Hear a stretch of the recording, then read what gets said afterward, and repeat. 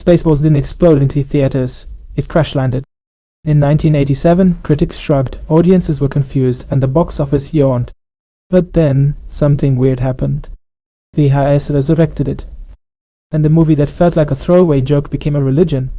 Today we're going to hit ludicrous speed and dive into 10 weird facts about Spaceballs, where a flop became a phenomenon, and the parody outlived the empire it mocked. Let's roll. Fact 1. The title was made in panic. Mel Brooks didn't plan the name Spaceballs. His first idea was way dumber, and he loved it. But when another sci-fi parody called Morons from Outer Space released, Brooks panicked. For 5 chaotic minutes he slammed words together until lightning struck. Space the screw boiled, Spaceballs. And boom, the joke began before the movie even started. Fact 2. George Lucas approved it. Brooks did what no spoof filmmaker ever dared. He went straight to George Lucas. Lucas watched an early cut and told him something shocking. It works even without the jokes. But Lucas had one rule. No merchandising. No toys. No shirts. No Spaceballs lunchboxes. So Brooks turned the restriction into one of the funniest jokes in movie history. Spaceballs the flamethrower. Kids love it. Fact 3. There was another Star Wars parody first. Before Spaceballs, a tiny $8,000 parody called Hardware Wars hit festivals. Flashlights became lightsabers. Toasters flew like TIE fighters. Tinfoil replaced Ilmander. Lucas called it my favorite Star Wars parody. When its creator saw Spaceballs, he joked, "Nice to see a big-budget remake." Fact 4. The green screen scared the cast. Today, actors live on LED walls and green screens.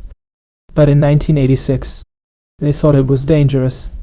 Crew members whispered, "Don't stare too long, it might damage your eyes." Bill Pullman literally wore sunglasses between takes. Giant helmets dug men and jam-covered radar screens. But the painted green wall? Terrifying. Fact 5. John Candy's costume needed 3 people. Barf wasn't just a costume, he was a team. One puppeteer controlled the ears, one operated the tail, one kept a 30-pound battery pack from overheating. Candy acted while sensing facial expressions to machinery he couldn't see.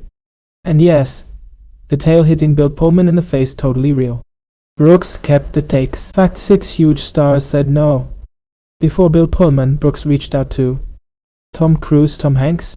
Both politely passed. So Brooks went with an unknown theater actor. And that gamble paid off because Pullman became the perfect deadpan hero in a galaxy built on stupidity. Fact 7. Colonel Sanders was written for Steve Martin.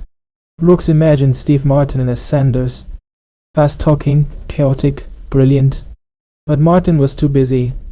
So George Weiner stepped in and crushed it by doing the opposite. Playing it deadly serious. The straighter he acted, the funnier everything got. Fact 8. Yogurt was originally written for Gene Wilder.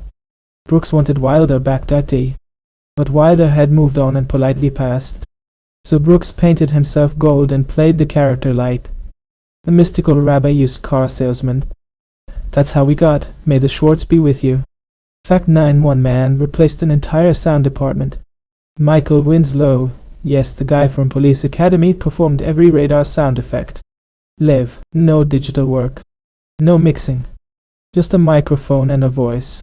The studio estimated he saved them thousands. Brooks just grinned. Fact 10. Failure made it immortal. In theaters, it fizzled.